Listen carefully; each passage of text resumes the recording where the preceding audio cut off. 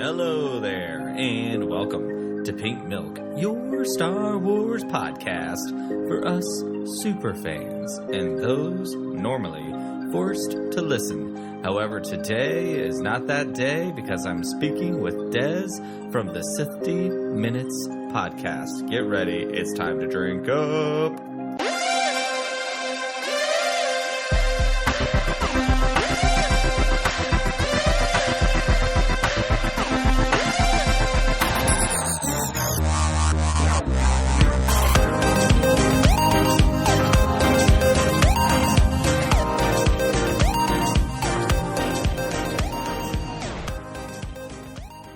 Well, hello there, everyone, and welcome to Pink Milk. I am your host, Bryan. With me normally is my husband, Tom, but he is still MIA for a few more weeks. He's going to join us here in April, and I am so excited to get to April. One, because I miss my husband, and I miss looking at his beautiful face here in the studio. But I'm also really excited because we are going to take a deep dive into Star Wars animation as we get ready for The Bad Batch, which I am so stoked for. You have no idea. So we're going to look at a bunch of Star Wars Rebels and the Clone Wars episodes as we gear up for the premiere of Bad Batch on May the 4th. So that's going to be a super exciting Star Wars day. Until then, there's a few more interviews lined up, just like the one you are about to listen to with our friend Des. I am so excited. My call is here in about 30 minutes, and I am just really, really excited. I first got to know Des as a listener of Pink Milk with some conversations on Twitter, and then she came to a few late-night live streams and chit-chatted with us there in the chat room, and she was always just such a lovely, lovely, lovely person. So I'm really, really happy to have this opportunity because now she has a podcast. It's called Sithty Minutes. Sithty Minutes, a word I can't say, but think of 60 Minutes and the Sith and push them together. And that podcast is all about Star Wars and politics because according to them, Star Wars is political, and I happen to agree. So I'm really, really excited. If you are listening to this on an iPhone or an iPad or maybe an iMac or some sort of Mac, if you wouldn't mind hitting the pause button real quick and heading on over to Apple Podcasts to leave us a review, that would be fantastic. We've had a few here recently, and our numbers just spiked up again. So I'm really thankful to everyone on the Twitter for all the retweets, all the lovely comments that we get, and the wonderful conversations that we get to have. I'm so thankful to everyone there on YouTube and the nice little community that is building there in the chats, especially because I get opportunities like this to speak with Des. So speaking of Des, let's hop to it. Here you go.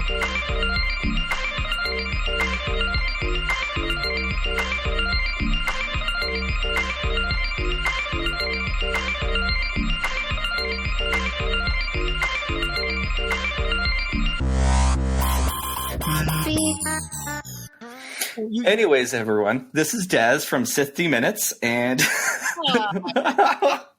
we've been chit-chatting for a little while, and it was a great conversation, so we're going to start this episode in a very different way, but welcome, Des. Hello. Hello there. And what an entrance you just made. I love this. So, to steal, and forgive me if I get this quote wrong. Okay. Star Wars is political. And that's what your podcast is all about. And here we are talking about Star Wars, but look what Star Wars brought up this whole thing. What you don't know listening right now is we've been talking for almost an hour about our coming out experiences, about being queer people. Yes, it has. I am notorious for taking people's time and not even recording anything but you know what? Honestly, this has been fun. It's been great. So welcome. Take our word for it, everybody who didn't hear the last hour conversation. Yes, okay, okay. I think it was fun. So welcome. Hello. Yeah. So anyways, we're going to get back into these things again, but we're going to go real quick into some basic questions to get to know you real quick as a Star Wars fan. So then we can see each other as Star Wars fans, and then we can see each other as people. Because some of what we've been talking about before, as hard as it is, as wrong as sometimes it is, as queer people, we have to just fight to be seen first before you can see us as anything else. So right now, we're just going to share ourselves as Star Wars people, as Star Wars fans, and then be able to dig in and see what's underneath all of those things. So, when did you become a Star Wars fan? Are you an OT person, a PT person, or a sequel trilogy person? I'm a diehard OT person. Probably, I remember seeing Empire Strikes Back in the theater as a kid. Not the whole re-release in the late '90s business. I mean, you know, if we go back to Seinfeld reference, not that there was anything wrong with people seeing it back then for the first time, but you know, this was Oil City, Pennsylvania. There was a movie theater 8 miles away from the town of where I lived, and remember seeing Empire there. And so seeing it on the screen and just all that white and all that snow, and yeah, it was pretty awesome. Yeah, I mean, I was a big fan. I had the Star Wars sheets. And so my brother decided to burn a hole in them because he decided to take one of those. I don't know why they ever let kids have these wood carving things, you know, like a curling iron. But here, it's just stick it in the wood, you'll burn things. Or put it in your bed and see what happens there. I decided to burn on my Star Wars sheets. And of course, not his bed. It had to be your bed. No, it was his bed because it was his bed. Okay. And he ended up getting the sheets that night, and I don't understand how he did. Oh, that's even worse. Just like, yeah. So, hold on, just made the window smaller. Go away. I can make this whole screen big and see just the two of us. Oh, I like this. Hey, Tom. So I had the Empire Strikes Back, the whole bed set and everything like that, and I think probably some Star Wars toys here and there, because I think I remember, now that we're talking, the lightsabers were actually little levers in the side of the arm, was it not? Oh my God, I'm remembering this for the first time in years. I remember having some of those, and it was just always kind of around. I mean, you know, when you're, how old was I then? Almost. I was 9 when Star Wars came out, but Empire came out. Okay. I didn't see the first one in the theater. But I mean, when you're a kid like that, and it's everything around you is just, you know, it's not like the marketing machines as we have now. See it everywhere. I mean, it was kind of everywhere when we were kids, but we didn't have that many options. And so, yeah, no, I'm hard. That's awesome. For OT all the way. I'll probably piss people off saying this, but if I didn't piss you off earlier when we first started recording, I mean, I still, and I'm trying to love it a little bit more. I despised The Phantom Menace when it came out. I hated it. And I felt so betrayed. I just felt it was just a total cheapening of what Star Wars was all about. And I remember quoting it from years, you know, talking about working in technology. There's different ways of getting email, you know, either a push or a pull, blah, blah, blah, blah, blah. And I equated Phantom Menace to when you were comparing the original trilogy together. I said, the original trilogy pulled you in. I mean, granted, we know we had the marketing, the toys and everything like that, but it was all the different characters, but you yourself was pulled into it. And you found something you found that relationship yourself, where I felt that the Phantom Menace was pushing. Okay, we have to have the little girl faction. We have to have the goofy, you know, sidekick faction. We have to have this over here. And I don't even know George Lucas was saying at the time that, you know, he was doing this for his kids. And I look at this now, all these years later, going, okay, it makes sense now.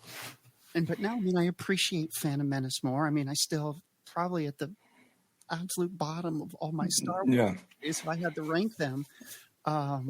No, I'm not going to say the other one that I'd rate at the bottom because I'll piss even more. No, we celebrate honesty here at Pink Milk. It doesn't. I'm going for the hat trick now. But I mean, I started to like, Attack of the Clones and, and Revenge of the Sith a little bit more. I mean, now I watch them again and I'm like, I love them. I have a little bit more appreciation. I'm fairly even new into the Clone Wars animated series. I mean, I had heard of it. I never watched it. I remember people cosplaying as Ahsoka going, yeah, I know that's some type of Star Wars character, but I never allowed myself to get into anything else because I was so hardcore OT where I defined everything in that box and I left it as that. Anything else was just, bolt-ons. Nope. Not a real part of the story. Do I think the same way today? Oh, hell no. And it was we've been talking about our kids, but it was trying to find something to do with my youngest and to see what we could do together because we'd every once in a while watched a couple TV shows here and there. So I'm like, I tried to convince her because it did not go over well with my oldest. And so I'm like, all right, well, let's, so I said, how do we want to do this? And I started her off with Phantom Menace of all of them. So, and that led right through we went through everything except for she got halfway through Solo and absolutely hated it. And I know. I mean, I have to forgive her somewhat. I'm sure she's a lovely person. She's absolutely maybe doesn't have the greatest taste of movies, but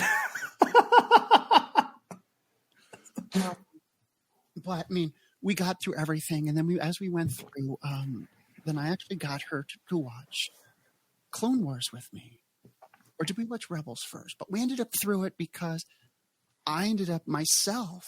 No, she didn't want to watch Clone Wars at first. So I made it a point to start watching it myself.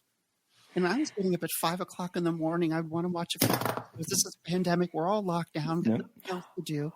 And so I was getting up at 5 in the morning watching 2 or 3 episodes. So wait, real quick. Your Clone Wars is that recent? Within like the last? Oh my God, I'm so excited! Last year. Oh, I can't wait. I tore through it to the point where I timed it almost perfectly, where I finished season 6, and I had no idea news-wise. I mean, I just again, I'd always say, Star Wars. This girl's a Star Wars fan, but I just left it as that. All right, what? I'm a Star Wars fan, and I didn't allow myself to truly totally turn on the ADHD and go, ooh. That's what I'm doing now. Wait a minute. Yeah. What I'm doing. And so I didn't allow myself to get sucked into all these things. And so, I knew that, all the stuff people were talking about were in between episodes 2 and 3. I knew the timeline. Yeah. I had no question about that. But then when I tore into it, and all of a sudden I heard from a girlfriend of mine, and we're like, oh, wait, because I just kept watching, like, why is there only 6 episodes in this last season? She's like, well, that's because they're releasing it so many. I'm like, oh, so I timed it perfectly.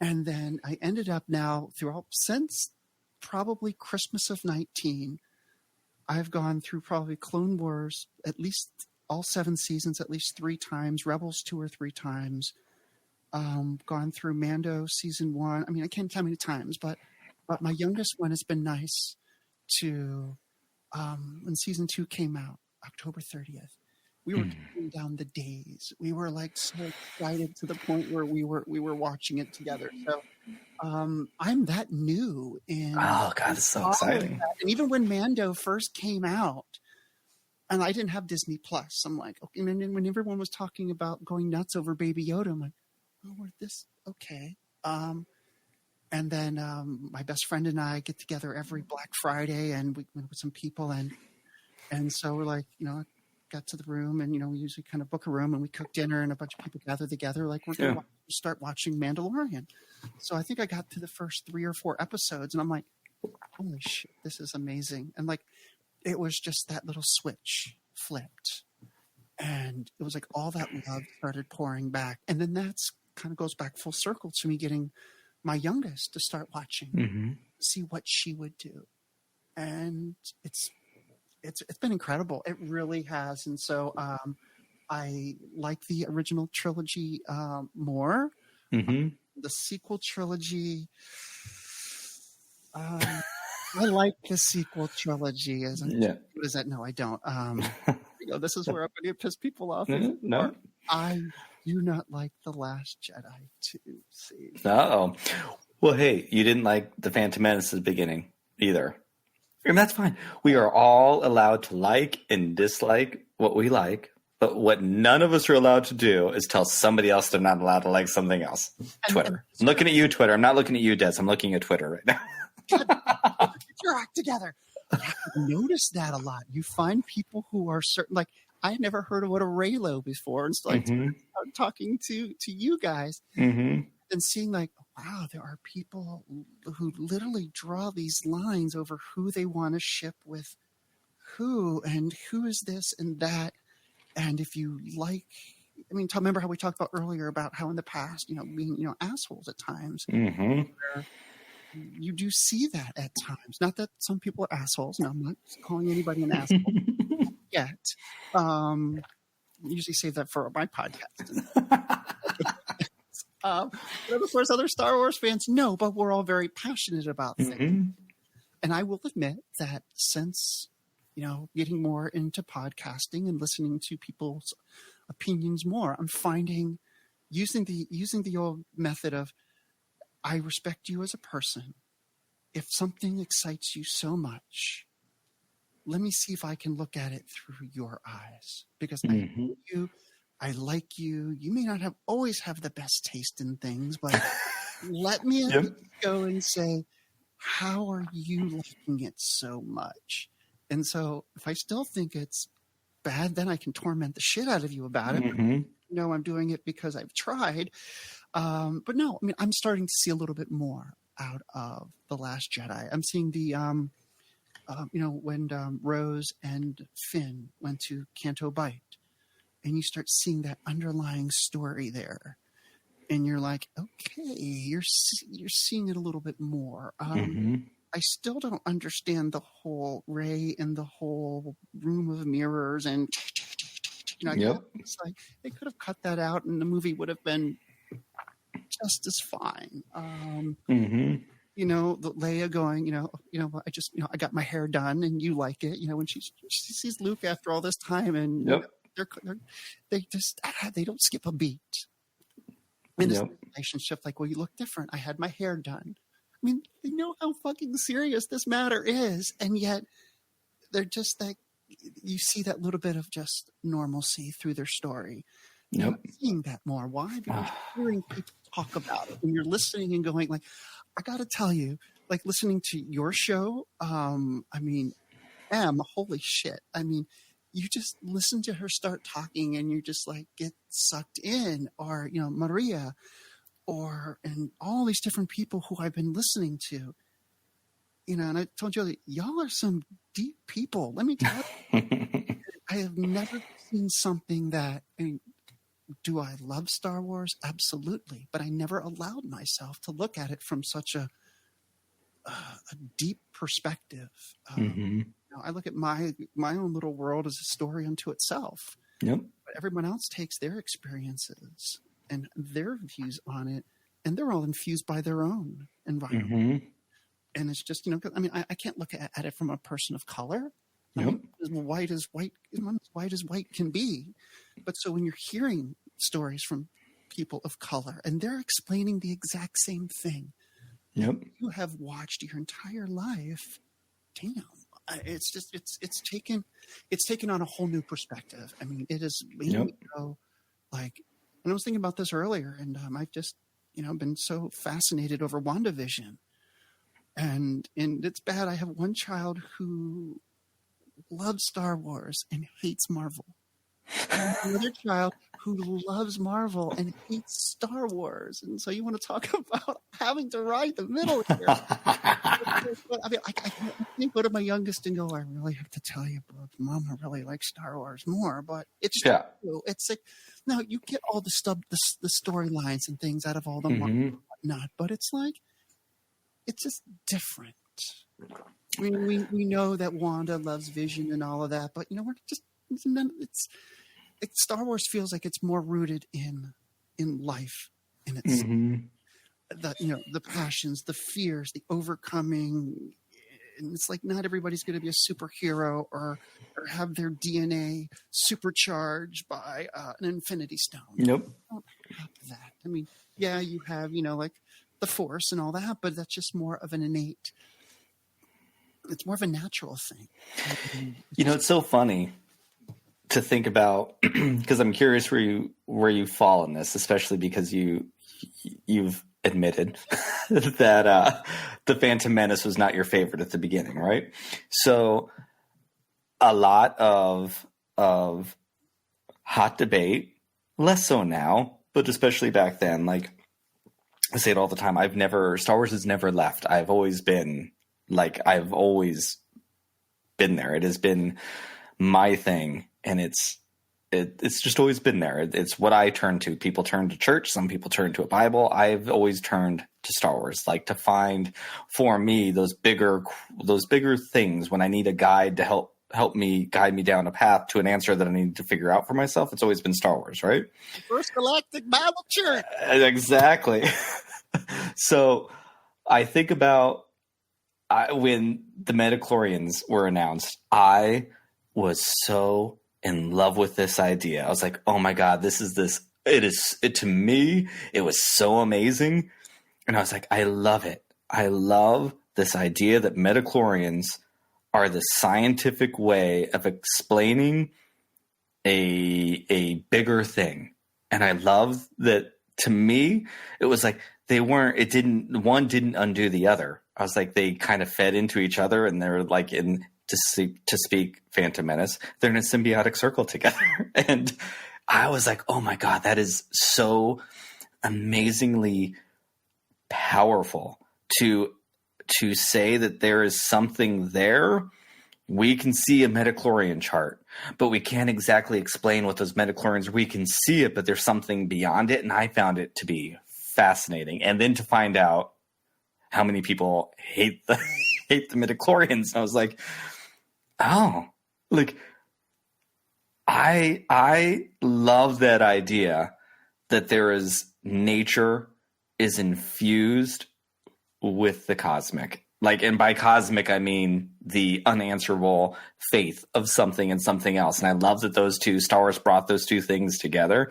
And it's something that I do think the sequel trilogy and Mandalorian have kind of maybe brought back in a little bit. Like, I loved that part of Mandalorian when you see the armor and she's talking about the Jedi as this mystical thing. When Rey's like, I thought Luke Skywalker was a myth. And this whole thing is like this myth because we also, and you could even equate it right now to some of these people who want to ignore science and what science is saying, and they turn it into this other thing. Well, those people in our galaxy far, far away ignore the science too. And maybe the Jedi took that science too seriously. They learned about these midichlorians and now took it to this whole other level of thinking now they could explain who was important and who's not important based on this DNA critters that are in your body. And if you don't have enough, then I don't like you. And to me, it added so much that I love, just because the Jedi that we meet during the Clone Wars disrespected the cosmic force doesn't mean we should disrespect the cosmic force. And that's like this lesson. And to me, that's what George Lucas was trying to do. Because here's Qui-Gon Jinn, who believed in the force and used the midichlorians to try to get around what the Jedi Council was going to say. I know he's too old to be trained, but look how high his midichlorian count is. See, my biggest problem. Oh God, love it. And I don't hate it, but as you were talking, it's kind of interesting of how everything kind of just comes back, to the front of your memory. I think my biggest concern was I felt that it was limiting. You were judged based upon your M count, and it was like, well, you're not going to be destined for greatness because so it's like already going, okay, well, why do I even want to try? Yep. I'm not going to amount to be anything because I don't rate as high. What am I going to try? It takes away from the,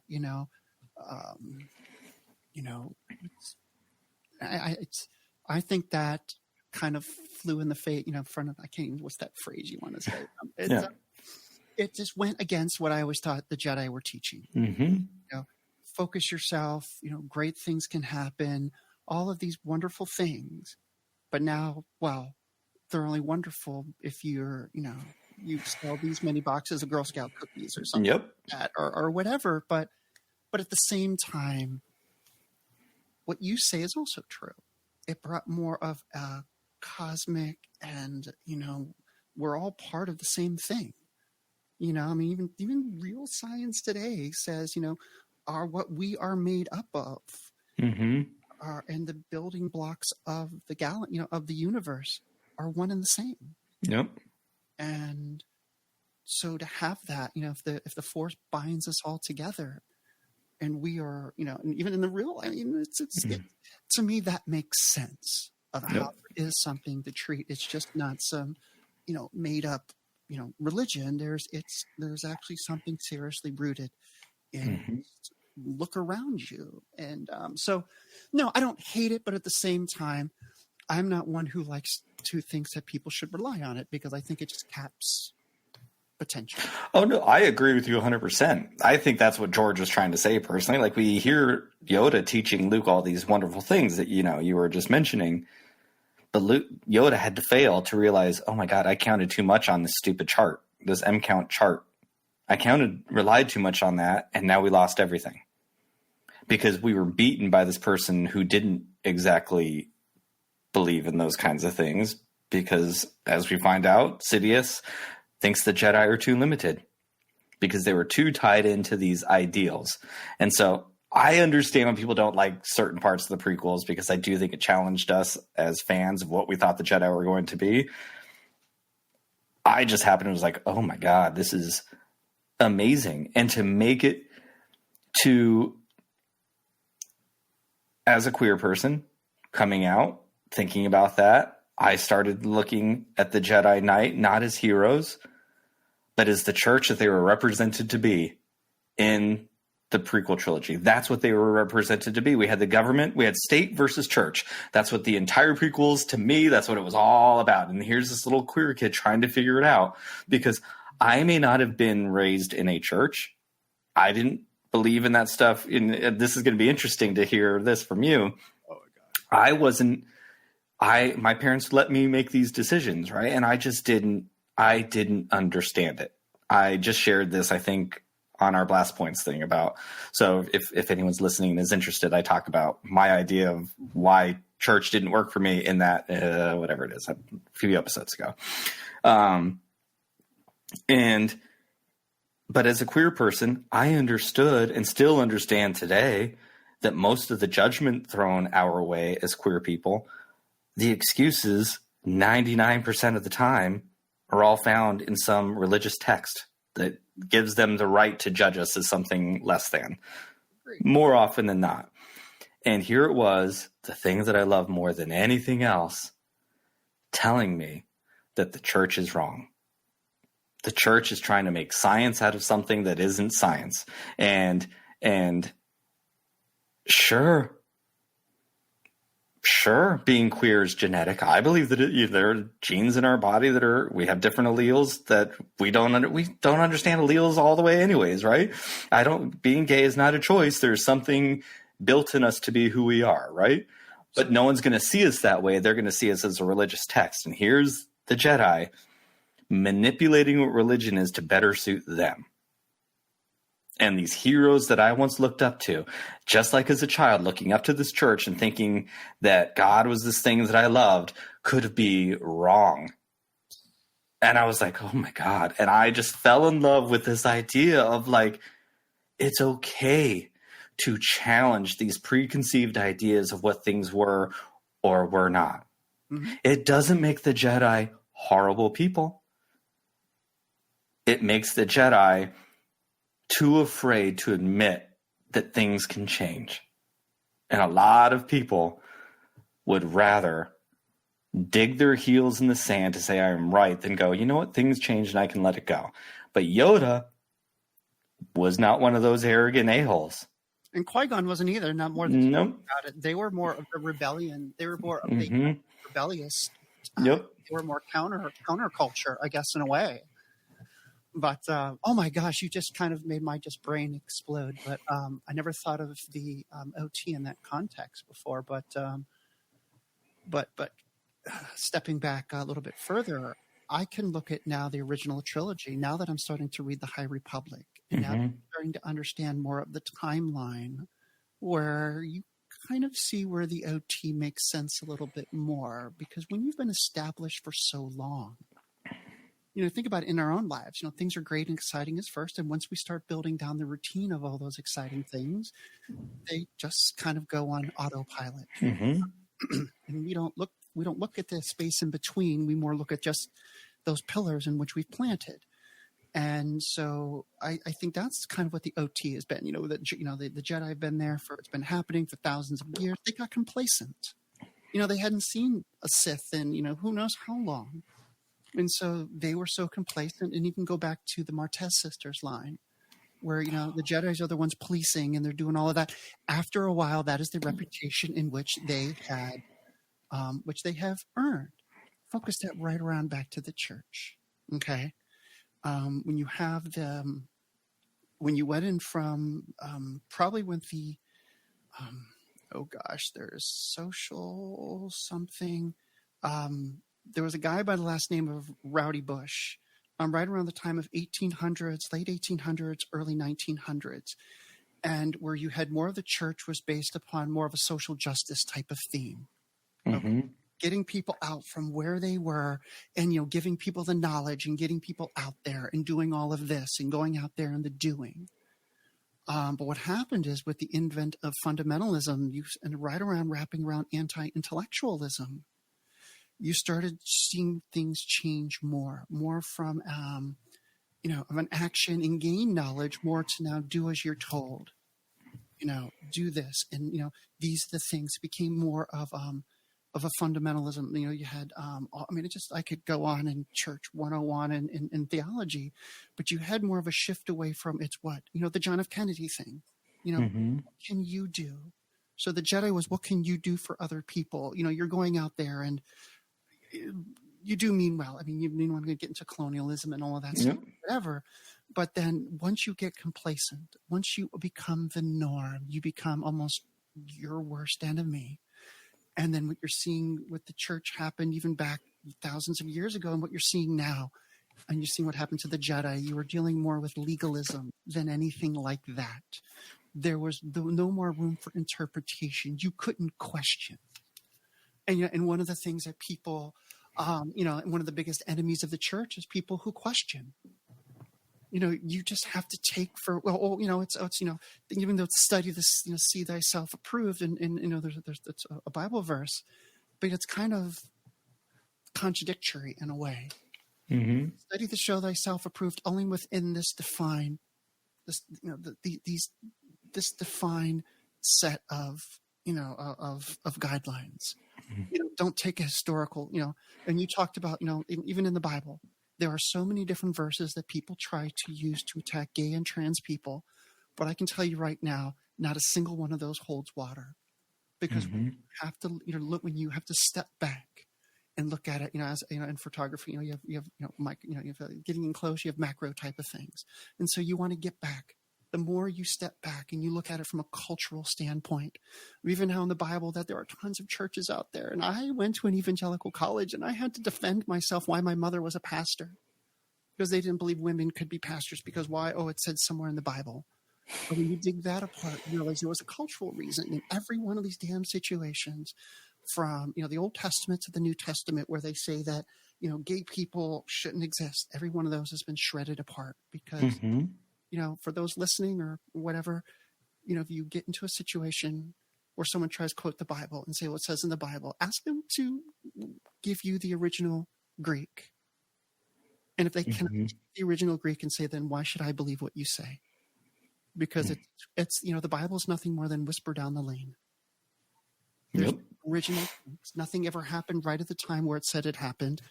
And yet, but this is something that has been used to control our lives as those who us are queer.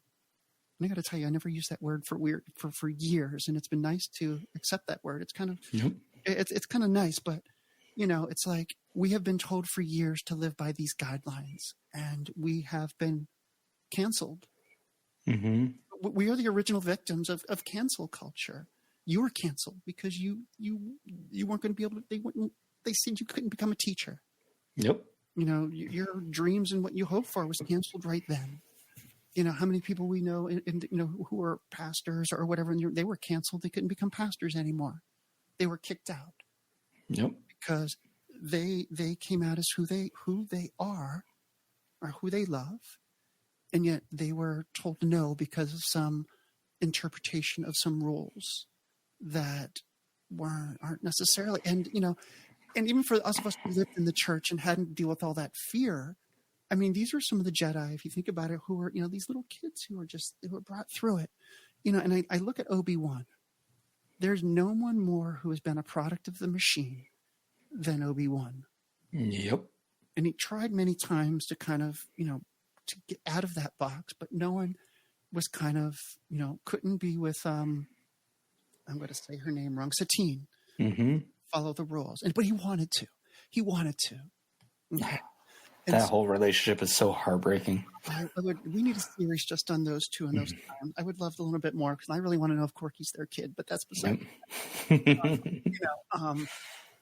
but the fact is, it's like we tried as kids to try to, we have played so many we have burnt ourselves out mentally and emotionally because we're trying to figure out this is who we are and how to fit it inside the box in which we are told to live in. And we know we're going to be kicked out. It's our whole life. It's our whatever.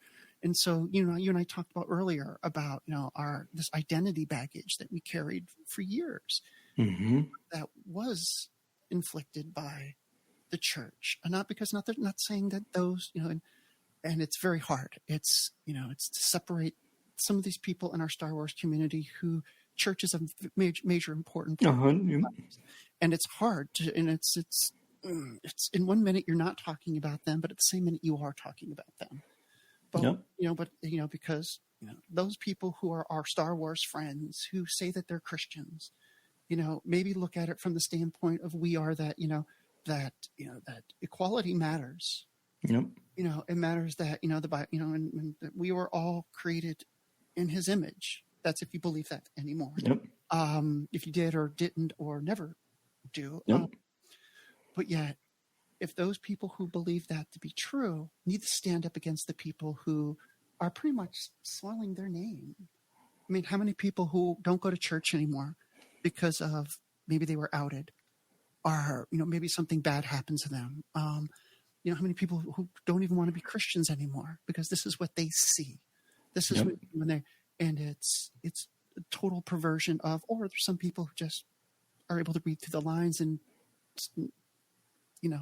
we're able to debunk everything if that's how they want to use those phrases. And yes, all you Star Wars people out there who find, say that you're a believer and everything like that, those of us in the queer community, we need some more voices. And you're just being our friends is a good start. But we're not asking you to go to a rally or do anything like that. Just listen to people around you. You have every opportunity to be our voice. And if you want to, again, let's make this back to Star Wars and tying it back to the original trilogy. And I think that, and the church is seeing this now. They got so just turned into themselves. And, they're just trying to, for their own self-perseverance, that, everything just chips away at the outside and they're left with, it's just this balloon. You've inflated this balloon. It's a nice looking balloon, but there's nothing inside it. Well, I love what you said when you were talking about the High Republic and some of the things you're learning. And you said at that point in time, the Jedi were busy asking who they could be. And by the time we see them in the prequel trilogy, they're saying, this is who I am. But that could be all of us. That could be all of us from we all get older or life beats us down into saying, no, you can't be a teacher or whatever it is. To speak for myself, at what point do we stop asking ourselves who we could be instead of saying, this is who I am? And a church stopping to say, this is who we could be, into this is who I am. And those questions that are incredibly important, that somehow, for some reason, and I don't know that reason, but like, why do we stop asking ourselves these kinds of things? And the Jedi were people just like everybody else. And they were in such a position of power that it affected a lot of other people other than just themselves. Speaking of the Martez sisters, they made things very black and white. Mm-hmm. This was, look at C-3PO, the whole ancient Sith language. It was maybe, just no. And, you can't practice this, or you can't practice that, or you can't merge the two holocrons together, or you can't look at the other holocron. You cannot be trusted to know what is right and wrong. Oh my God. Think about that. What is right and wrong. I never even look. Everyone knows The Rise of Skywalker is not my favorite. I'm trying to find things, but you just said something that, oh my God, I just think I can't wait to go rewatch this. You think about C-3PO and having the ability to read that ancient language, but was programmed not to. And look at the Jedi. For how long did the Jedi start withholding information? Mm-hmm. And how that corrupted so many things for generations. That simple, you will not challenge me. I stopped asking who I am. I stopped asking who I can defend, into I am this and I will defend that. And the minute your brain starts clicking like that, you start limiting information. That's right. From a vast number of people to hold on to your power. And that's what this is all about. Church, I guarantee you, and not all church. And I don't want to it's been the greatest lesson from my husband. Tom is a very religious person and all those things, and I am not. And look how great of a relationship we have. So I know there's a way to figure it all out, but the fear of losing your power. And that's the Jedi claimed that they weren't interested in anything. They were claimed that attachment was forbidden, but they were all sure did seem to be attached to that power they had and weren't willing to let it go. So I'm curious about why you started your podcast, because you all do get into some of these heavier, deeper kinds of things, and Star Wars is political, and you have a political podcast. And why did you start your podcast, especially to go something, because y'all are fairly new, correct? Yes. Yeah. And you went in there swinging, unafraid to tick anybody off. And I'm like, props to you. Because but you do it. And I've gotten to know you. You're a lovely human being. So you can say those things without pushing people away. That's something we were talking about earlier. It's a really difficult thing for me anyways. I try not to push people away. And sometimes you get really uncomfortable because Lord knows you'd like to. Yeah. And that's when I have to dig deep for me personally and go, I believe that most people are good. So I might have to dive a little deeper with this person to get through some of this garbage, but I believe there is something there because I, Bryan, am not willing to allow myself to think that people are bad. Right. And I will find it and I will search for it. And if other people don't want to do that, that's why I'm not saying anything that my way is the right way or any of those things. But for me, that's what I choose to do. So you need to live by the mentality of, we talk about people who are in church and, during the 90s, they had those bands, WWJD, but see, we need to live by a different set of standards. We need to ask ourselves, what would Mr. Rogers do? I love your love of Mr. Rogers. I got to tell you. Yep. It's as much as I'm sad I've never met him, I've come very close. But I've never seen anybody who's just able to the more you read about his life, the more you read about just some of the things, just the way that he, with the program and everything like that, he was the real person on both sides of the camera. And that love and just never, here's someone who dealt with anger issues and emotional and all the things of what he went through as a kid. But knowing those people that do you wrong, and how to just stand up and say, find a way to love them no matter what, and how bad it hurts. And it's hard because you don't want to get punched in the face either.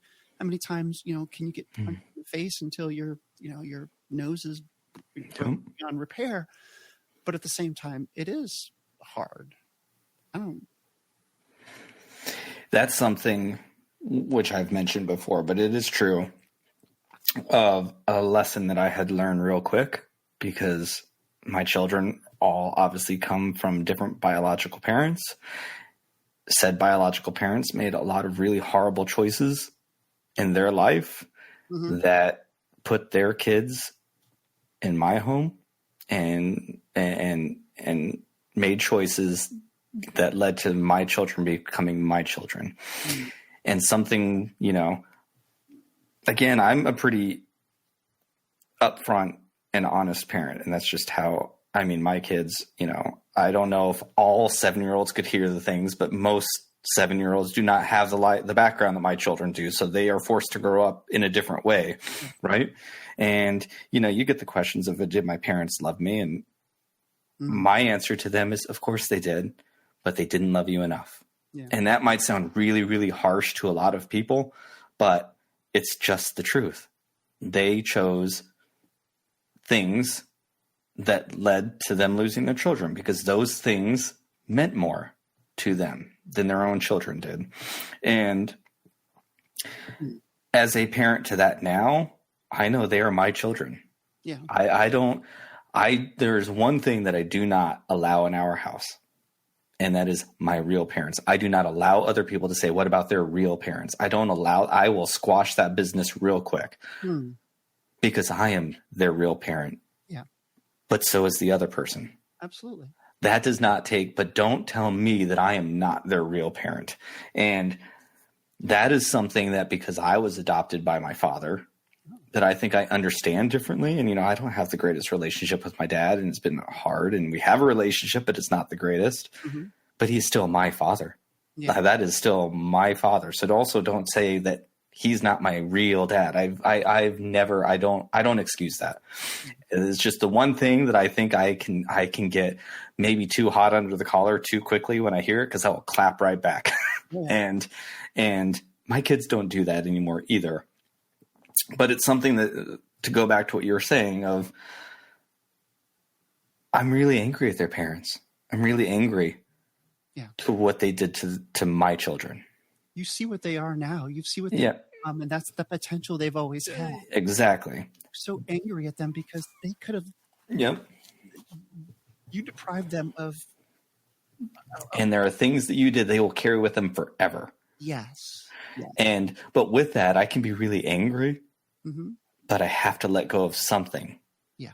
Because they are still their bio parents, and they are still involved in my life. And I want nothing more than for my kids to have the ability to see their parents again, if that's what they choose to do. I will never, ever, ever get in the way of that. Maybe not now when they're 6, 7, 8, I guess I don't have a 6-year-old anymore. But, there's not the time.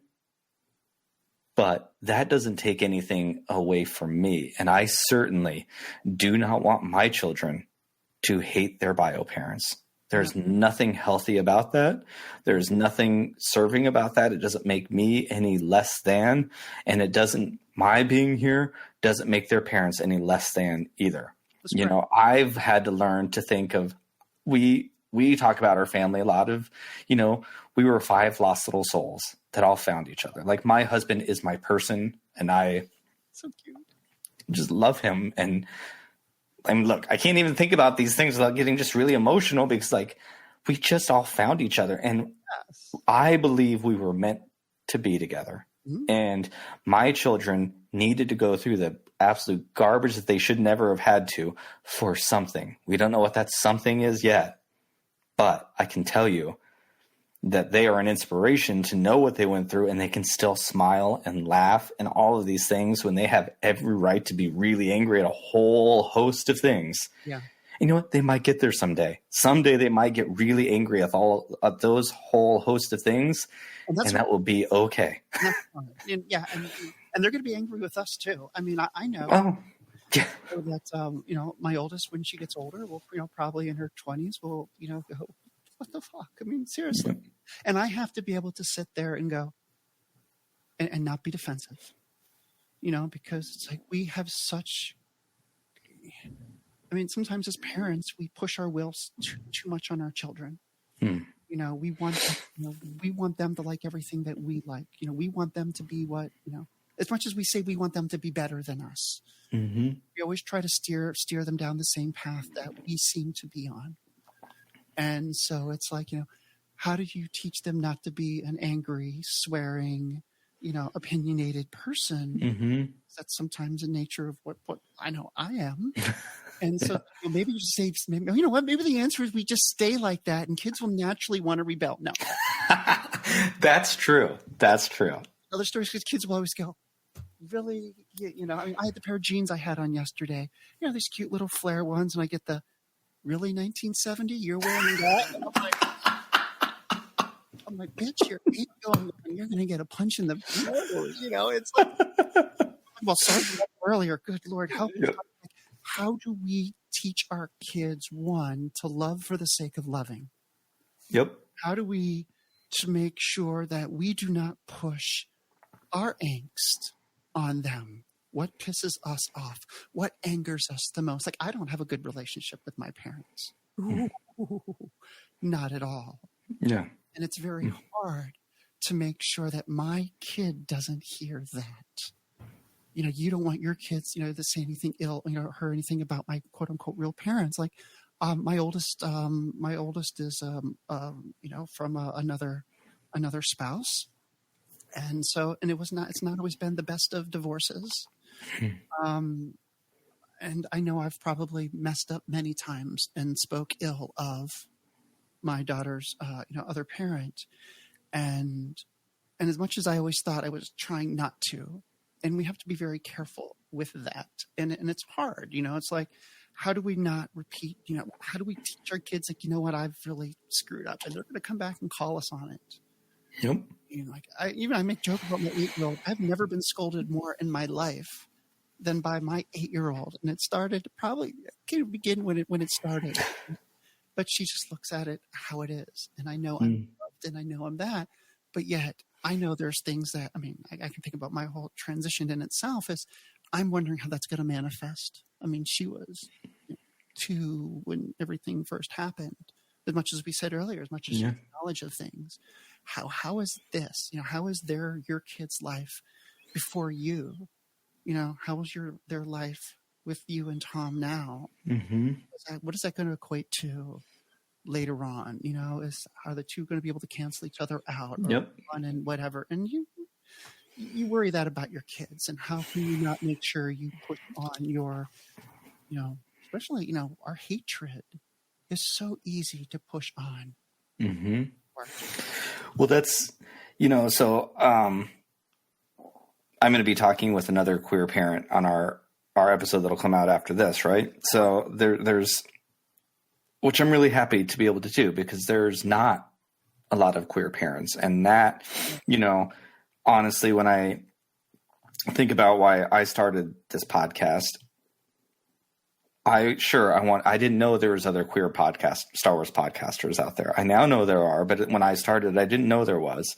And sure, that was a part of it, but I was mostly wanted to have a podcast to be able to talk about my kids, because I wanted other queer people to know you can have a family. Like, the thing that I've mentioned a few times on this, I never dreamed that I'd be able to have my own children, and I do. And I will hope other people who are younger listening go, you can do this too. You can do this too. And we mentioned before we started recording, I know what the truth is out there about how society looks at foster kids. I know what that is out there. Mm-hmm. And it's sad and it's wrong that you're putting all of these things on children who never asked to be anywhere, but you're going to put it on them anyways. I can be a positive voice for the foster experience in adopting my boys. And it is challenging. It's very, very hard. I'm not going to deny any of those things, but these kids are worth love and attention and the ability to be seen outside of what they are, just as we as queer people have the right to be seen. You said it before we turned on the mic, of being, and I call it, we are still fighting to be seen more as an act. Especially sometimes I feel as a gay man, right? Yeah, we're a noun. We're not a verb. We're a noun. And it's hard. It's hard. And you're right. I do think so. I'm curious. I think being a queer parent is such a different, like you were talking about, the hatred that is pushed on us for so long to not teach that to our children can be really, really hard. And there are some very specific things that we as queer parents, I think, have to carry than another straight parent might have to do. Yeah, exactly. You know, and what is that like for you? Like what are you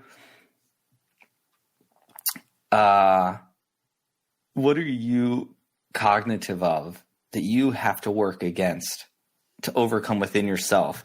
Like for me, and this was something that was really I struggled with at the beginning, and I'm getting more comfortable with it, and I will share this, and it's a horrible thing, but I was like, I hope none of my children are gay. One, I don't want them to have to live through what I lived through. But there is some of this internal homophobia, I guarantee you, of did having two dads make them think that's what they need to do, even though I never pushed that. And that is the garbage, the toxic stuff that I had to live with growing up of, no, you can't be a parent because you'll turn them gay. No, you can't be a teacher because you'll turn your students gay. I know none of that's there, but I hear it in my own internal head of, God, and why in the heck would I not want my children to be gay? Like, why am I already, I don't want you to be this. I'm stopping you from being who you are. All the same stuff that I ask the rest of the world around me. Stop telling me what I can and can't be. Right. And here I am doing it there. You're not doing it because you don't want them to be who they want to be. You're doing it from the other side of it. You know how much hurt you feel. You know how hard it was. And just, if you take that feeling and just go, it felt horrible, it sucked, it was awful, it was all this. I would never want anybody to go through what I went through. So sometimes the only way you can say it in words are, oh, I hope that you never are. But it's a complete, please look at it from the other side of it. And it's hard. We look at it and we don't want our kids to, have our mistakes, our same mistakes. And I look at it with my girls. I mean, my oldest was much older when I came out. So she was, almost 11-ish. Didn't find out until well after 11, but it was like, her set of circumstances as compared to her sister, who, there's an 8.5-year difference between my daughters.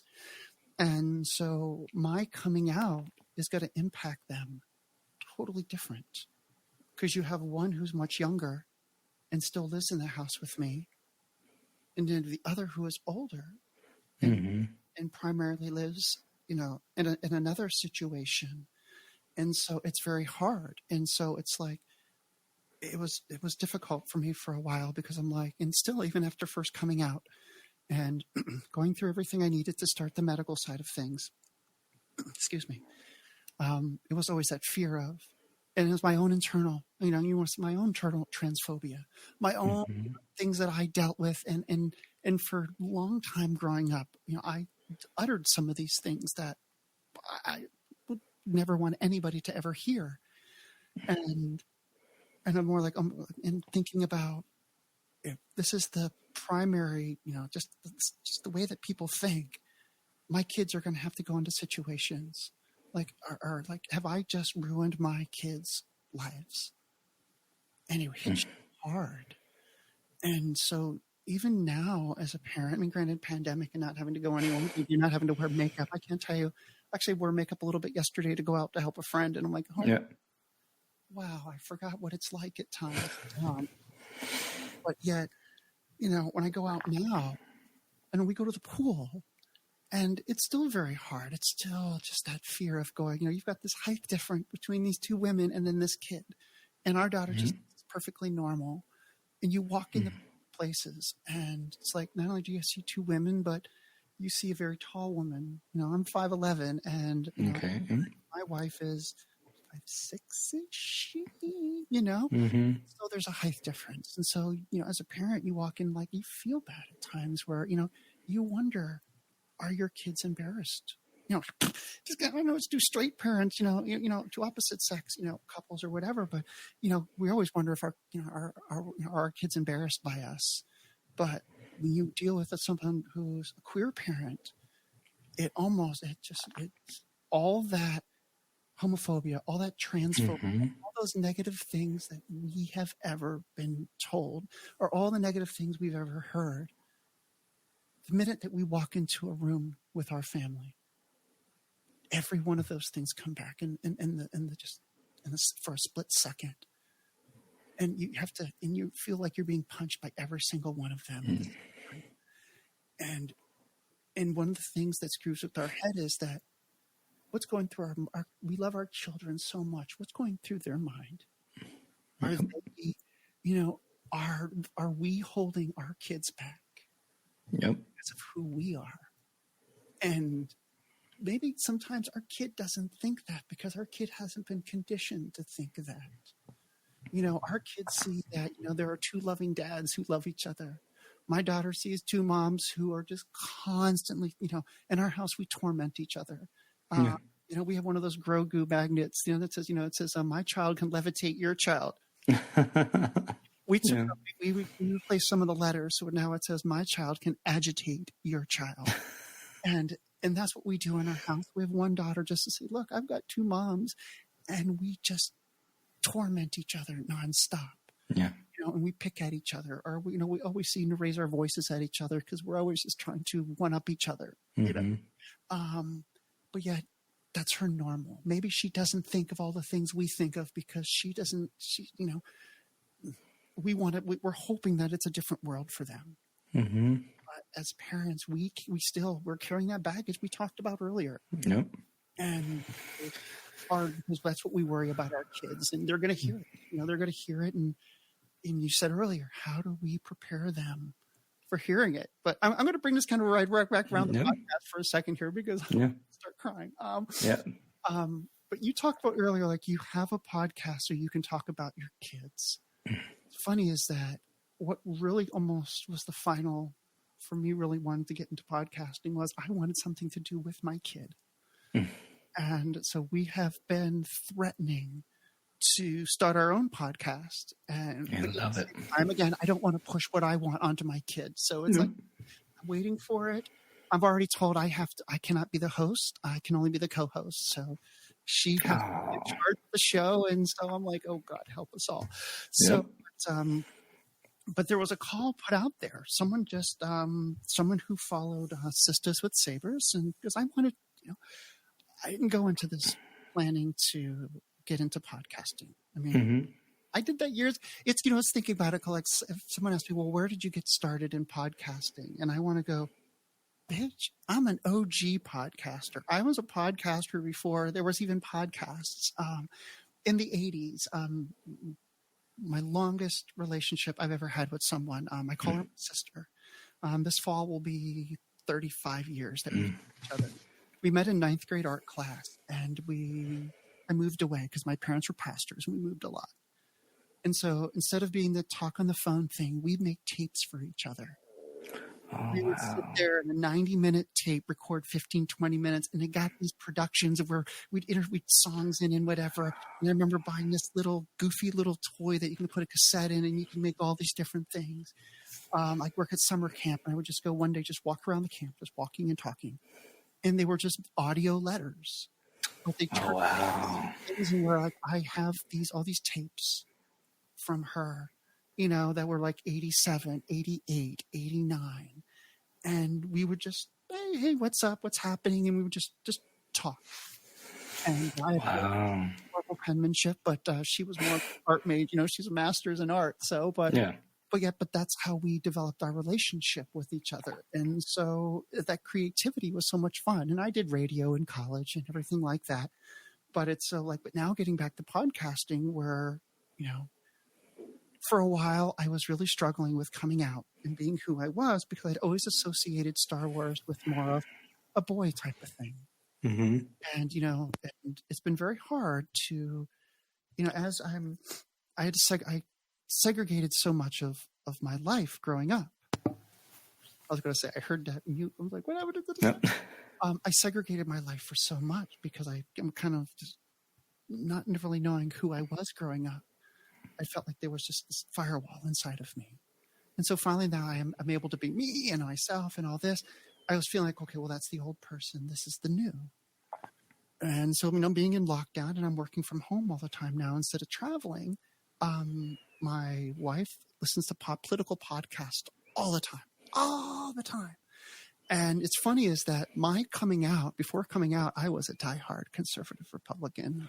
I had never voted for a Democrat before 2016. So the fact that in college, I was one of those hateful asshole Rush Limbaugh listening Republicans because, again, tying back to the church, again, not everybody's in church is an asshole. Let's throw that around again. So even when we first got married, that's who I was. And I still ask her today, why did you not kill me? She goes, it took everything in my power not to want to beat the living shit out of you. Yeah.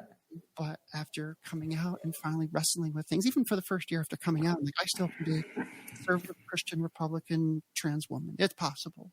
Mm-hmm. Because again, that's all I ever knew. I knew people. I still really don't have a lot of friends in the queer community, but those numbers were growing.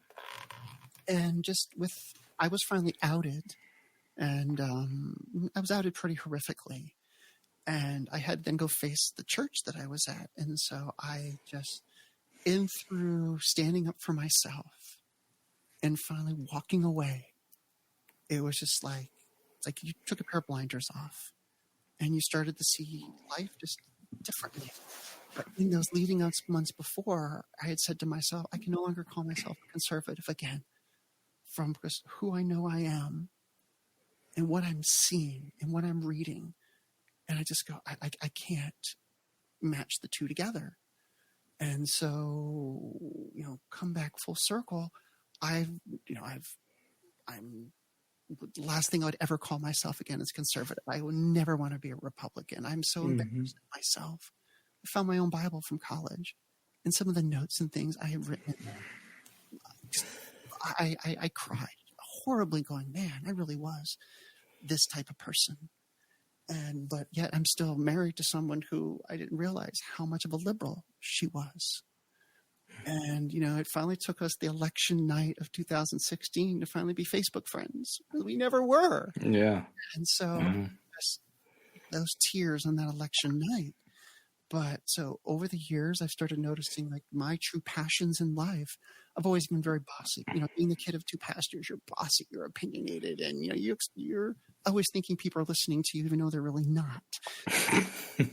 So, always feeling like you have an opinion to share and to say. So being very political.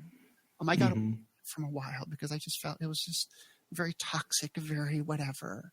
But again, that comes part of privilege. All these Star Wars people, and again, love you all. We all share one love. They say, well, the two should never be. Star Wars is political. Look at the story in itself of looking the uprising of a rebellion and people with oppression and whatever. And even talk about, as we talked about, the Jedi Order, how much politics was involved. You have the Senate. You have all of this stuff. And then you have the fighting and people and all the different stories and all the different planets. Politics is there. To say that for years, I wanted nothing to do with politics. It's a privilege. Yep. Not many people who are fighting for their existence have. And at the time before I was able to come out my own and all myself and whatever, I was just able to have that luxury to go, I'm not going to think about it.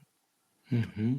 But everything and whatever, again, had my own viewpoints of things completely opposite of what it is now. And so, but in coming back to grips with everything and loving Star Wars because of my daughter and feeling a place in my life where a lot of those fears were unfounded, and I can start bringing back in things because I know who I am. And again, because it's not that you don't know who you are, but you face all the shit from people. Mm-hmm.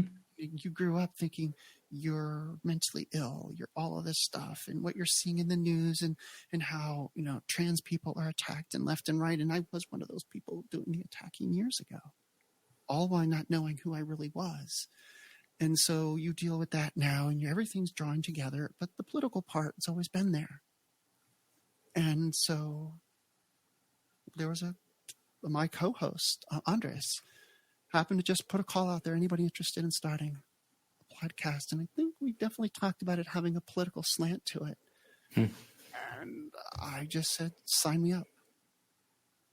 And that's really all we had to go with. I love it. From in that time, the title came, the format came. Now, Andres has podcasting experience. He has one called Story Sages, which, Andres, if you're listening to this, I finally got to listen to one of them. And I like what you got going on there. It's really nice. And they just share, they have a topic, and they each bring something, and they tell a story about it. Love it. We wanted to do something political as well. And so, and I have to admit, I feel sometimes like the most uneducated one out of my co-hosts, because Andres has got a background in German, and he's so politically, as a political activist. Roberto and Paula, and what they're dealing with immigration and all of this and whatever, and all of them being in from coming from other countries, and here I am as white can be, who say I always grew up middle class, but coming from a completely different experience from them. So it's been humbling to listen to them and their passions and what interests them, but then finding, Andres has been very, very, very complimentary, saying even my perspective. And so it's hard not to come out swinging, because it's, how do you ease into life with people? How do you ease into, can't ease you on to, I learned about Buenaventura. I had no idea. And I had been in barrios and places like that, and, other places in Latin America, but knowing how much it meant to people who I'm sharing hosting abilities with. It's been amazing. But so, but it's been fun also because, look, I'm sorry, I'm not as knowledgeable about Star Wars as some of you people. I mean, guys like Ben, and I've never seen anybody wax eloquent about Ewoks as much as he does, but Ewok shit, okay? Yeah. You guys talk about all the different things and connecting it back to reading this book and that book. And you've got the eloquence of someone like M. Has her Star Wars knowledge, and then she just has that flair. Like I said, all yins are deep motherfuckers, and I meant that. And so, like, why am I going to want to create? Why am I going to want to do something that everybody else does so well? I mean, you're falling into this place where, I love how you're reaching out to the queer community. And I've listened to your conversations with Ben and other people, and, it's not to kiss your ass or anything like that, or how I get up here. Yeah. It's like you're finding this place where it's, you meant to talk about your kids, but you're really helping to talk about the lives of so many of us who share a common pattern. And so it's hard not to talk about life and saying, and so, the episode on trans kids in sports, I have my own state representative who's been pushing transphobic bullshit. And even my own research going, I'm sorry. And then, there's so many, if we all say we support each other as a Star Wars community, that it should be important to know what concerns us when, we're not watching the show, because of who we are has brought us all to this point. And just like our kids, your kids have come from a different background than my children have. But yet, if we all care about kids, I care about what's going on with yours, and you care about what's going on with mine. Queer kids, straight kids, your kids are straight or queer or whatever, or foster kids. It's like, and I think that's why we can't shut out, we can't put our fandom, behind a wall. This is a politic-free zone, because we don't have that luxury to do it. it's the truth. I think about, you've brought up Sisters with Sabers a lot, which is a wonderful podcast. And, I've known Maria for close to a year now. She's amazing. Yeah, she's great. She's so great. I love Raven. I've gotten to know all of these people, Mark and Emma, who I'd never met. We met, close to a year ago now, I guess, but it was all through our roundtables. I didn't know who any of these people were, right? And we just started seeing each other in ways that, like, I have never seen other people, because I've never been able to be that open and honest and vulnerable myself. It was always like, I took this responsibility on as a queer person of, look, I can be, quote unquote, to bring it back to how we started, normal. Yeah. So I can be the thing that you think that we can't be. Yeah. Which is toxic and horrible. But that's what, but I had to hide a lot of the fears and a lot of the anxieties to say, I can be what you think we can't. And I felt like I couldn't show weakness for that. So, that was where I lived, and it started to change. I started changing. And, I don't want to get on the train of I don't think 40-something-year-old white dudes don't have any business having a Star Wars podcast, because I still think everyone has their own experiences. And if you're willing to bring that, okay. Do I think we need another news story of the week podcast? Probably not. We got a lot of those, and there's a lot of people who do it wonderfully. And I listen to some of those too, so I can get my Star Wars news for the week. But what I'm excited about seeing with like Sithty Minutes and the Katana Cast and Sisters with Sabers, and I'm sure there's a lot of others out there too. And the thing about listening to Star Wars, I love how much I love something that is a part of pop culture that everyone loves. Everybody likes Star Wars, right? I mean, there's always the few but collectively speaking, everybody likes Star Wars. They might not get into it like I get into it, or you get into it, or they might not get to that level, but it's a way to connect with anyone. Anyone can have a conversation about Star Wars. It doesn't matter if you know as much as anyone. It's as easy to talk about Star Wars as it is the weather with a total stranger on the sidewalk, right? Absolutely. And what I love that's happening is, and Star Wars is so much about questioning who we are. And when you listen to non-marginalized people, it's different. People like queer people, people of color, have had to question whether or not we're even human beings to begin with, because we're not always treated as such. So we've had to question things on a level that I think a lot of people don't have to question things. And we have to internalize who we are all the time, right down to what you said. You just want to go to the pool. And for a split second, everything has to be questioned. Yeah, exactly. And it's BS. It's horrible, but it's the truth. Yeah. And we are finally starting to talk about that. And here we are having Star Wars podcasts that everyone can listen to. And someone might hear me because I'm talking about Star Wars. You came for the Star Wars, and now you're listening to something else that you didn't think you might get. And it's something, again, like I thought maybe a couple of gay people might listen to our show. I thought maybe a couple of queer people might listen to the show. Like I said, I did it for queer people to say, hey, you can have kids too. That's kind of how it all started.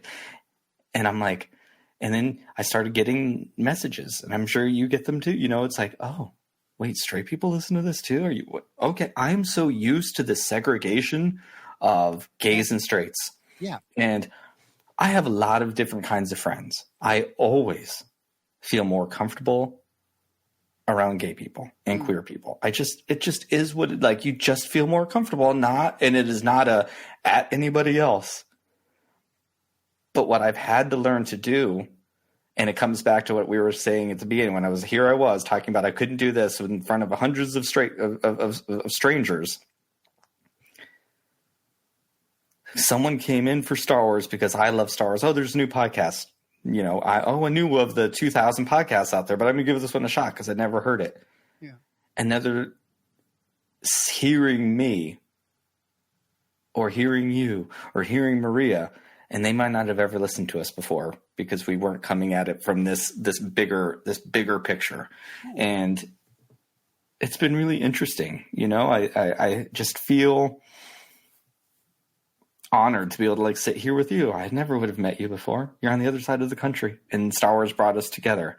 Exactly. And it's the sense of just being with other people where, I found you because, you labeled yourself as a queer podcast, and we're someone like myself who is trying to remind myself it is okay to be in queer communities, even though I know I'm definitely in that camp, but growing up never was. Didn't have anybody, even I was into my 20s and early 30s. I had a couple friends, but I didn't go to those places, and so I've never found myself in those type of environments.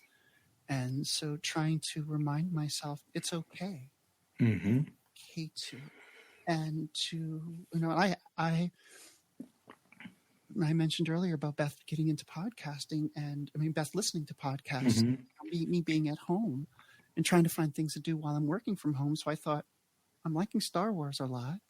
Maybe I'll find a couple podcasts to start listening to. Like I was watching some, the Mandalorian recaps, that, and then just started. I'm looking for more podcasts about for girls. I'm going to just see what out there's for other women, because you always hear things from a male perspective. And so in searching, that's how I came across Sisters, and that led to one thing, and led to, I think, one of them mentioning they were going to be talking to, I said, this pink milk. And I'm like, what is this pink milk business?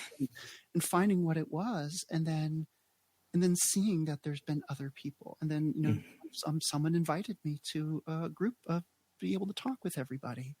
And just like on one night or something like that. And it was just it's nice to see a community of people we all, we all came for the Star Wars. But there is more to there's more to us than just Star Wars. Some of us are parents, by the way. Some of us are queer. Some of us are trans. Some of us are musicians. Some of us are writers. Yes, I'm so jealous of your writing. Some of us are photographers. Some of us, have a degree in German, and some of us are illustrators. Are you the one that draws most of the little things on your? Oh, yeah. Yep. Tell me. Realizing those recently, those are. But yeah. Thank you. Once, if you've truly bonded together over this fandom, and friendships mean as much to you as we would want them to mean to us, start wanting to know more about other people. So it's not like, oh shit, here you go again, talking about that gay stuff. I'm going to turn Star Wars off. Or here she goes. She starts talking more political shit again. Let me turn it off. No, this is interest us. I gotta love it. I love live, I can't say it's live tweeting, but it's live tweeting when I listen to it. When Ben and, Maria do the Katana cast, and was it Mark? I think it was Mark was on, and they were talking about the Muppet Show season 4. Yep. That's Mark. I had forgot that season 4 was out, and it's like, they're tweeting this. I'm like, holy shit, I don't want to listen. Because some of my favorite Muppets episodes of all time are in that season. But again, they didn't talk about Star Wars at all. Or one of the nights, they were just talking about how getting each other off or stuff like that or whatever. And that's one of the reasons why I fell in love with Maria and Portia and all those, is because they were started about Star Wars. Next thing you know, they didn't fucking care if they swore or not. So they were just free to be themselves.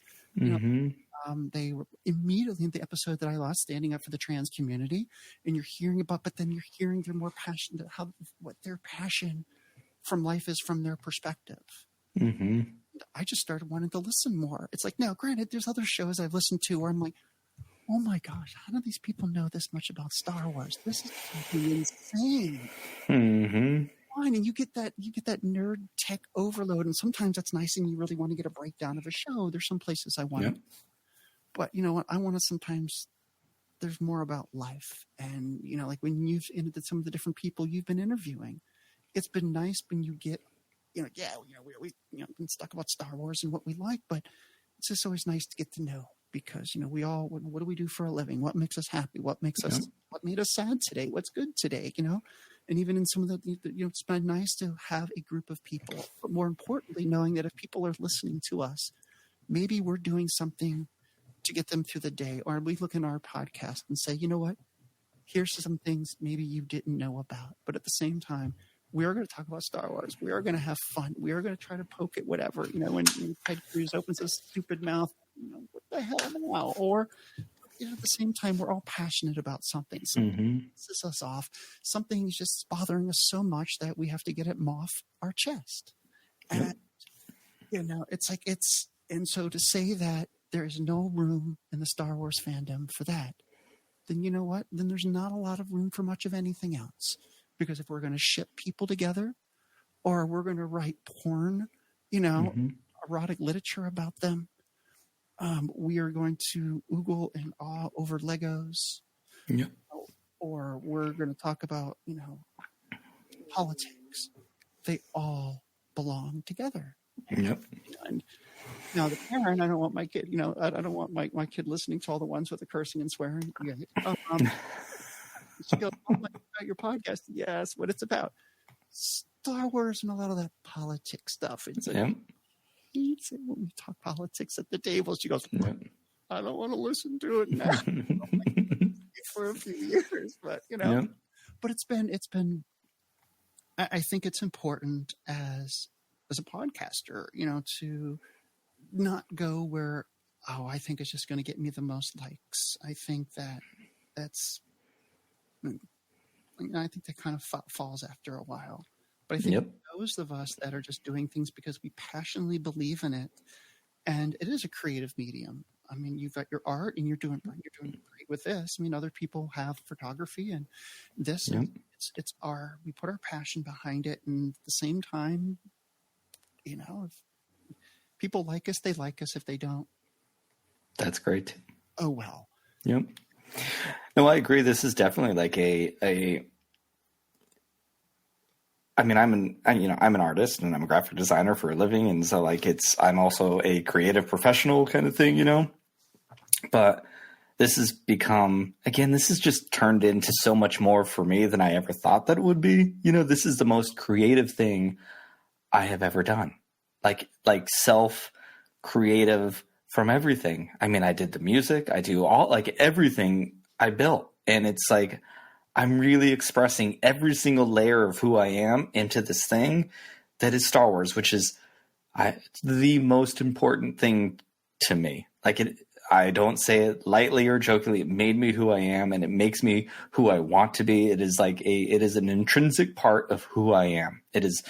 That is something I've learned from my husband. I don't think I could have ever admitted, because like I said at the beginning, Tom is a really religious person, and he's like, you think about, and it was early on into our relationship, and he was like, you think about Star Wars the same way I think about being a Catholic. And he's like, he's like, so when I realized that first, I wanted to laugh because it seems so ridiculous, which is, and I'm like, probably, but he's like, but it's not. He's like, you get something out of it that you need to get. And it's really, really great that you have that, and it was just, he gave me permission to even admit that to myself, because earlier I'm like, oh, that is just way too nerdy. I can't, but it's the truth. Exactly. But it's the truth. And I think especially this last year, something that 2020 maybe gave me out of really hard stuff. I always try to find what good came out of whatever's just what I do. And having this conversation and to hear some of these things you're saying now, it's like there's humanity behind the fandom. And it's been really amazing to be able to have a conversation with people who I never would have met. And sure, it's about Star Wars, but it's human to human. And that's something that it's been a real pleasure that I wasn't sure would have happened at the beginning. And I think about some of my first guests that we've ever had, and it wasn't there, but it's changed over time. And I do think, 2020 and being home, and it caused us to really, I think, appreciate humanity more than we forever knew. And because it in different aspects, because I mean, think about it. I mean, with your boys, I mean, they've been with lockdown and everything like that, and even my own life, where I'm used to traveling 150 nights a year. Jeez. Where I was off 2018 for a couple months for medical reasons, and for 2 months, 2 months straight was the longest that my daughter had ever been around me. I would leave on a Sunday, come home on a Friday. And even in my own marriage, I mean, even before we were married, Beth and I were married. Yeah. So this, we thought a couple of years ago was long, but now of having to see each other every single day, I'm living. Yep. Time where I'm thinking last night when we're playing Uno, we play Uno together on the weekends with each other. Or we have the routine now of when, I'm not allowed to go to the grocery store. I'm not allowed because I come home with way too much that I'm supposed to. Just, especially around Christmas time with eggnog. I'm not going to shop. Same. But when she comes home, the kid and I spring into action. We put everything away now. We grab everything. Put it on the table, got the routines. I've got Fruiter Day now where, I can sit there and you've seen me post pictures of grab all this fruit. Posting pictures of the things I should be eating while I look down at my plate full of potato chips or... Come on, like you've not seen me tweet about how many goddamn boxes of fucking Girl Scout cookies. Okay. When you're high, okay. And I hadn't been for a while, but I'm like, okay, work has been stressful. You know what? I decided. Yep. And I got high at home. There was a whole container of Toast Days. I went through a whole thing of Toast Days and a sleeve of Thin Mints in less than 24 hours. And then call the lights. And then everyone sees the fruit in the morning going, oh, you must be doing really good today, girl. My doctor goes, are you eating? And I go, I almost wanted to say to her, and I love my doctor, I wanted to say, if you'd only know how much Girl Scout cookies I'm eating right now. I mean, I got the text from Beth yesterday. I went down to the city to help my friend. My friend bought one of those. If you talk about real estate, you and Todd would know about the historic homes in Center City, Philadelphia. And you know the ones I'm talking about? Little streets. Well, my best friend just bought one of them, and we're slowly getting set up in it. And she's got a designer coming inside, and we've been setting up all the geeky stuff. And so there, all of a sudden I get a message going, you ate the entire sleeve? I took a sleeve out of the freezer, had a couple, and then before bed I had a few more. So I left at like 8:30 yesterday morning. I just grabbed the sleeve and I ate them in the morning on the way down. And so I get the message, you eat the entire thing. But yeah, but the thing is though, like, family to me has been the best thing. Like, I'm loving working at home.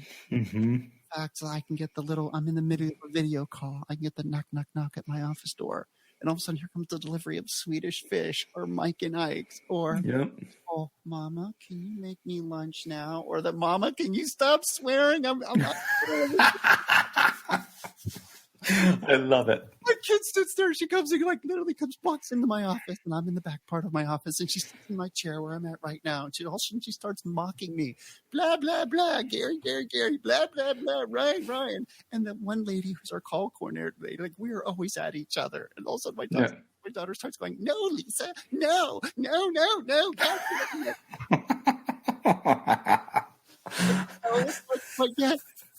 I wouldn't get that if I was on the road like I normally am. So it's like, it's the getting to be with family more, creating routines now where, you might have had those that you get to work from home or those whatever had it, but I've never had the luxury of having to the point where my closet is so organized. It's disgusting. I finally painted the wall behind us. It was just always drywall and spackle. And the taping, and I never got to do anything. So it's like now building things or painting or doing whatever, podcasting, having time to listen. And now that we're here in a routine, and I can sit here on a Sunday afternoon, now a Sunday afternoon, and we can just converse about it, like knowing I don't have to race off to get ready. Yep. For the week. Same. Like that. And I can wear the same, I can sleep in the same outfit. No doubt. Well, I love this. Speaking of routine, so something that I've been doing with all of our guests here in 2021, because 2020 was what it was, I am bringing part of our routine that we do at home every night at dinner, because my family does sit around that kitchen table every single night at dinner, and we have dinner together. And that was one of the things that we always want our podcast to sound like, that we're sitting here together. So here in the Berry household, every night before we start, we say our Berry mantra, which in our house it goes, we are berries, we support each other, and we have fun. So here we are going to say, we are Star Wars fans, we support each other, and we have fun. And today I'm grateful for, because us Star Wars fans need to remember to support each other. We need to remember that Star Wars is fun, as political and as emotional as it is. It's also fun. And it's 2021. Let's anticipate some things to be grateful for. So Des, I am a Star Wars fan. We support each other and we have fun. And today I'm grateful for. So say the mantra and then what you're grateful for. Okay, so you have to bear with me here. I probably have the shortest memory in the world. And I love throwing people on the spot with this because it's so much fun. I know what I want to say. I just can't remember all the things I have to say. Okay. Okay, so read me one at a time. Okay. Read my lines. Prompt me here. Here we go. Okay. My name is Des. I'm a Star Wars fan. Hi, Des. No. My name is Des, and I'm a Star Wars fan. We support each other. We support each other. And we have fun. And we have fun. And today I'm grateful for. And today I'm grateful for expanding my horizons. I'm grateful to meet people and to listen to their stories and see life from their perspective. Of we are all here for a reason, but what got us from point A to point B. And I'm grateful that I have met common people and people with a commonality that are the furthest from where I could ever be. And it's a nice surprise. And I'm back. I can't believe how wonderful that conversation was. I mean, I can because she's great, but what you don't know is that conversation was 3+ hours, and it's been a really, really, really wonderful afternoon talking to another human. We talked so much about being queer, about raising children, about all sorts of things. To be honest, how much of this is about Star Wars in this episode, I don't know. But it was great to have a conversation. Let us know what you think of this episode, actually, because I don't think there is much Star Wars as we normally talk about. So let me know if you dug it. If you missed the Star Wars, I don't think you did, because Des is pretty great.